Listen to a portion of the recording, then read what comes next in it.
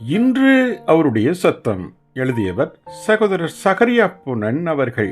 நாள் ஜனவரி 8. ஜெபம் கேட்டிட நமக்கு பரம தகப்பன் உண்டு. ஜெபிக்கும் ஸ்லாக்கியம் ஒவ்வொரு தேவனுடைய பிள்ளைக்கும் கையளிக்கப்பட்ட ஆச்சரியமான ஸ்லாக்கியங்களில் ஒன்றாகும். பொதுவாக ஒரு சத்தத்தை நம்முடைய காதுகளினால் கேட்பதைப் போல தேவன் நம்மிடம் பேசுவது இல்லை. ஆனால் நமக்குள்ளிருக்கும் ஆவியில் உணர்த்துதலை கொடுத்து தேவன் பேசுகிறார். இதுவும் நாம் காதுகளினால் கேட்கும் சத்தத்தைப் போலவே உண்மையான சத்தமே ஆகும். அதுபோலவே நம் மனதின் பாரங்களை ஜெபத்தின் மூலமாய் நாம் பேசுவதையும் தேவன் கேட்கிறார். ஆம், நம்முடைய மனதில் ஏற்படும் பாரமான யாவற்றையும் தேவனிடத்தில் கூறும்படியே இயேசு நம்மை ஊக்குவிக்கிறார். இன்று அநேக ஜனங்கள் தனிமையில் மௌனமாய் துன்பப்படுகிறார்கள். ஏனென்றால் இவர்களுக்கு தங்கள் வருத்தங்களை பகிர்ந்து கொள்வதற்கு யாருமே இல்லை.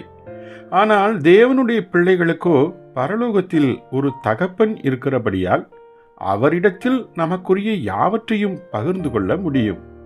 பரலோக தகப்பன் இப்பூமியில் நமக்கு தேவையான யாவற்றையும் தருவார் என நாம் நம்பியிருக்கவும் முடியும். நமக்குரிய சிக்கல்களை தேவன் மாற்றும்படி அவரிடம் நாம் கேட்பதற்கும் அதன் மூலம் சிக்கல்கள் மாறுவதை ருசிப்பதற்கும் ஆண்டவராகிய இயேசு கிறிஸ்து நமக்கு கற்றுக் கொடுத்திருக்கிறார். இதுவே ஜெபத்தினால் விளையும் அற்புதம் ஆகும். நமக்கு ஏற்படும் சம்பவங்கள் நமக்கும் நம் குடும்பத்திற்கும் ஏதேனும் ஒரு வகையில் ஊறு விளைவிக்கும் போது எது நடந்தாலும் தேவ சித்தம்தான் என விதிப்பயனாக நாம் ஏற்றுக்கொள்ள தேவையே இல்லை. விதிப்பயனுக்கும் தேவனுடைய சித்தத்திற்கு அடங்கி இருப்பதற்கும் ஏராளமான வித்தியாசங்கள் உண்டு. ஆம், ஜெபத்தில் நமக்கு தேவையான யாவற்றையும் கேட்பதற்கே நாம் ஊக்குவிக்கப்படுகிறோம்.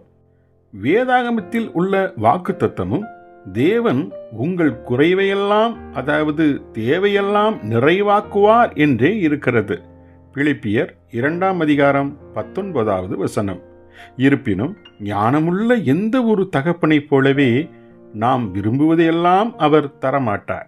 நமக்கு தேவையானவைகள் எவைகளோ, நமக்கு நல்லது என அவர் காண்பவைகள் எவைகளோ அவைகளை மாத்திரமே நமக்கு தருவார். ஜெபிப்போமா. எங்களிடம் பச்சம் நிறைந்த பரமத்தகப்பனே, இனியும் நாங்கள் தனியாய் துன்பமடைந்திட தேவையில்லையே. எங்கள் பாரங்கள் யாவையும் உம்மிடம் கூறி பதில் பெற்றிட தயை புரியும். ஆமேன்.